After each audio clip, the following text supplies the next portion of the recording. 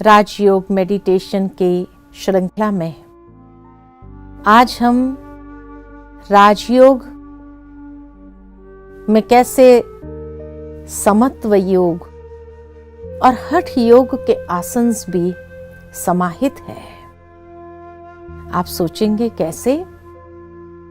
तो हठ योग जब हम कहते हैं, हठ माना एक दृढ़ता, कि जो भी अभ्यास हम जीवन के अंदर करें वह दृढ़ता पूर्वक करें। और जब दृढ़ता पूर्वक कोई भी अभ्यास करते हैं तो उसकी प्राप्ति होती है। अगर मान लो कि कोई व्यक्ति किसी बात का संकल्प ले लेता है, लेकिन अगर उस संकल्प में भी दृढ़ता न हो तो सफलता नहीं है। ठीक इसी तरह जीवन के अंदर भी जो भी हठ आसन है, हठ योगा जिसको कहते हैं, तो ये हठ योगा अर्थात दृढ़ता पूर्वक योग का अभ्यास करना, तब उसकी सिद्धि सफलता प्राप्त होती है। ऋषि मुनि भारत के अंदर सिद्ध पुरुष हो गए,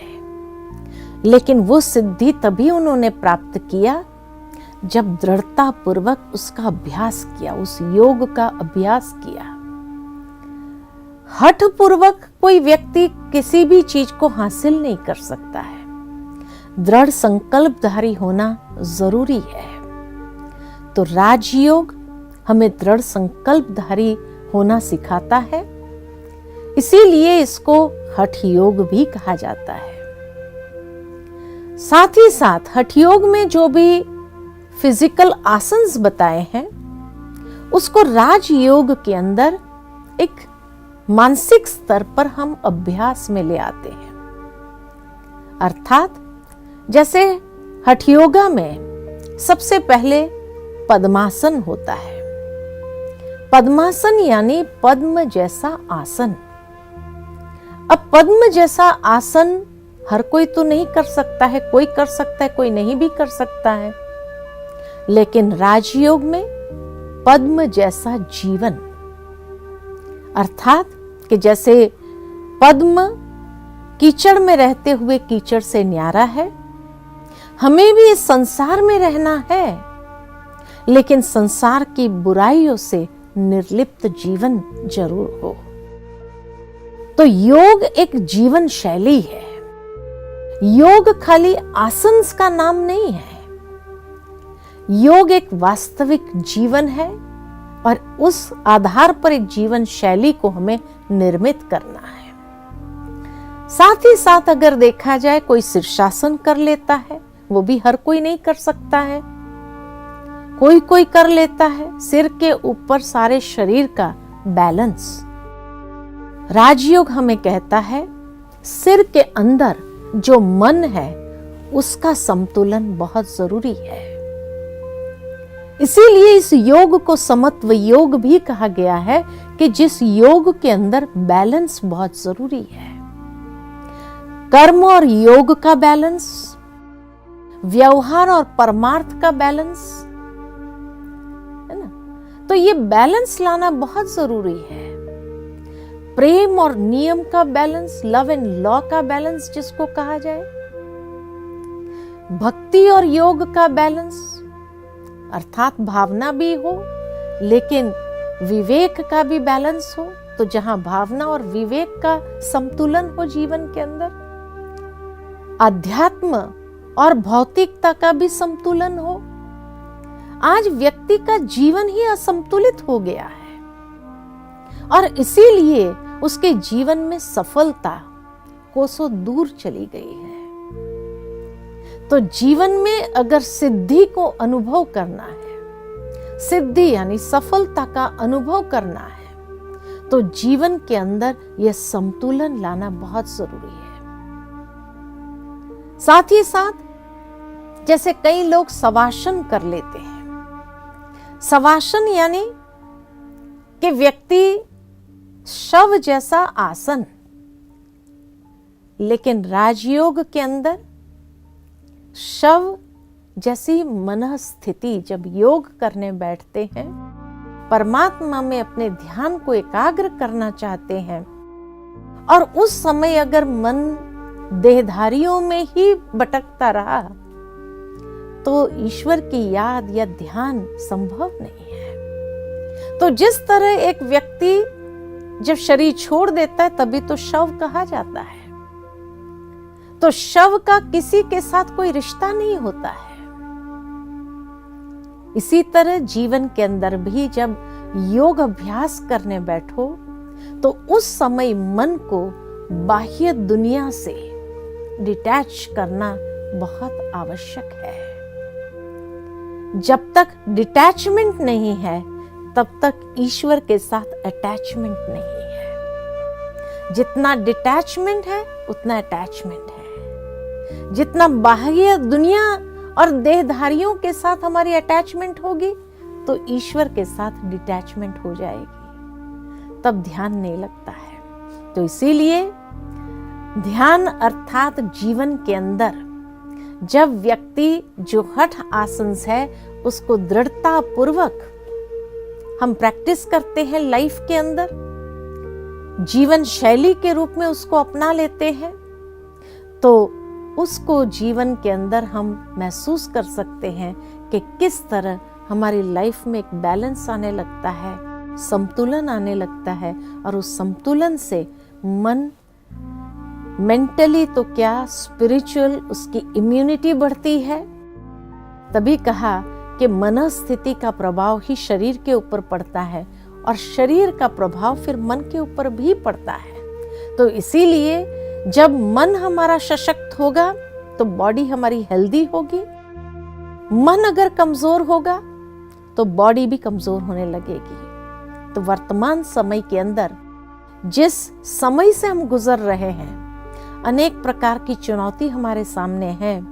ऐसे समय में हमारी स्पिरिचुअल इम्यूनिटी, मेंटल इम्यूनिटी जितनी अधिक होगी, सोल पावर जितना हमारे अंदर होगा, हर परिस्थिति को पार करना आसान हो जाएगा। नहीं तो व्यक्ति कितने भी आसन लगा दे, लेकिन जीवन के अंदर जब परिस्थितियां आती है तो वो परिस्थितियों का शिकार बन जाता है, क्योंकि मेंटल इम्यूनिटी की कमी थी। मेंटल इम्यूनिटी नहीं है। तो योग अर्थात जो हमारी सोल पावर को बढ़ाता है, आत्मा की बैटरी को रिचार्ज कर देता है, और जहां बैटरी रिचार्ज हो गई तो इतनी पावर है कि कोई भी परिस्थिति हमारे सामने आए, परिस्थिति महसूस नहीं होंगी, लेकिन सहजता से उसको पार करते हुए आगे बढ़ जाते हैं।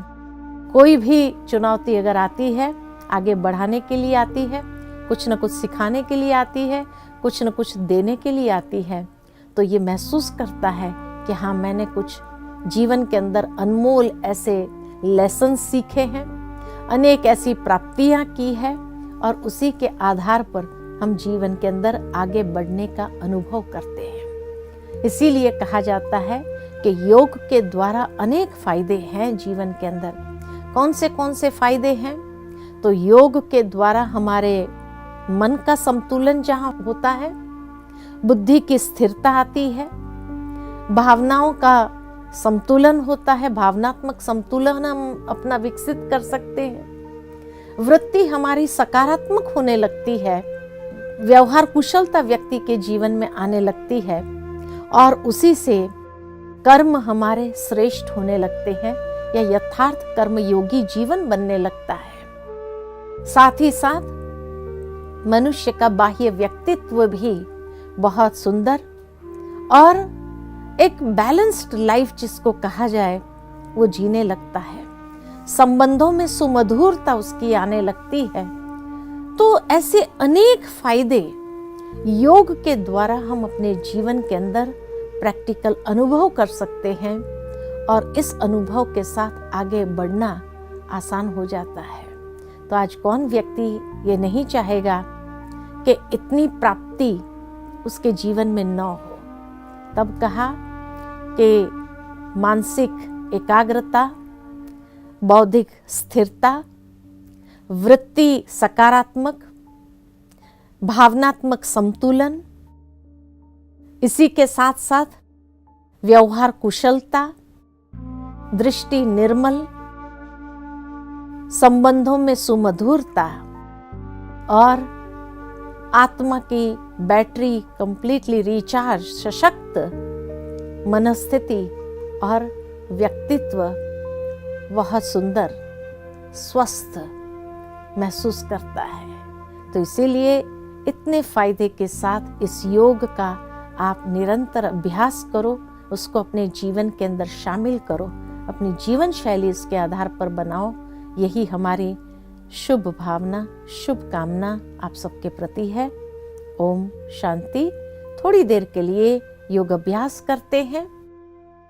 चलिए मन को ले चलते हैं एक बहुत सुंदर यात्रा पर।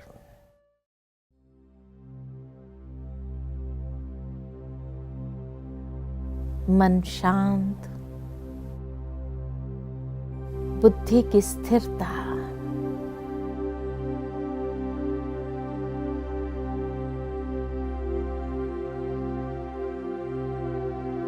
भावनाएं श्रेष्ठ,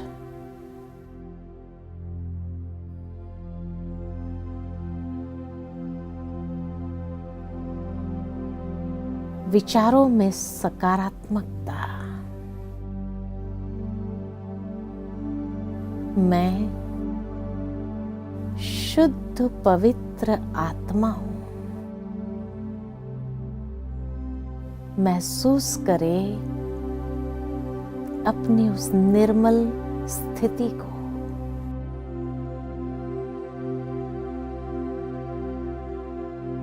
धीरे धीरे मन को देह और देह की दुनिया से कुछ क्षण के लिए न्यारा करे, डिटैच करे और मन और बुद्धि को ईश्वर के सानिध्य में ले जाए।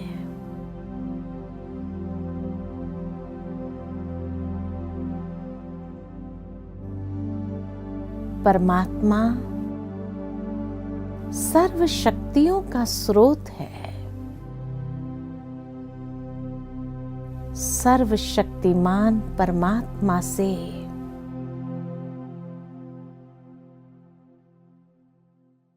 सर्व शक्तियों को स्वयं में महसूस कर रही हूं।